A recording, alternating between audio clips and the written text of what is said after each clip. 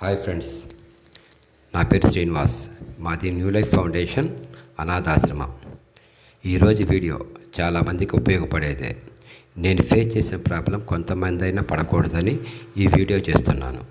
మన ఇంట్లో ఉన్న కార్ కానీ బైక్ కానీ సడన్గా బ్యాటరీ డౌన్ అయితే ఛార్జింగ్ కోసం షాప్కి వెళ్లకుండా గంటలో మన ఇంట్లో ఉండే ఇన్వర్టర్తో ఆ ఛార్జింగ్ ఎలా పెట్టాలో ఈ వీడియోలో చెప్తాను.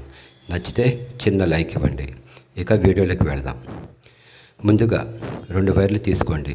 వాటిని నేను వీడియోలో చూపిన విధంగా తయారు చేయండి.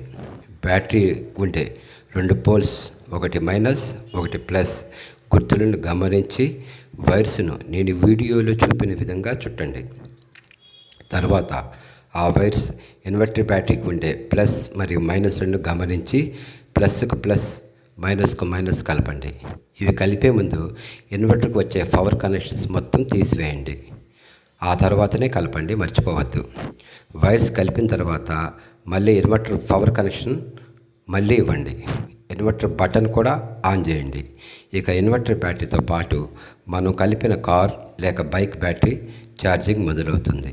అది క్లియర్గా ఇన్వర్టర్లో బ్లంక్ అవుతూ కనిపిస్తుంది. ఆ లైట్ని గమనిస్తూ ఉండండి. అరగంట గంటలోపే ఛార్జింగ్ ఫుల్ అవుతుంది.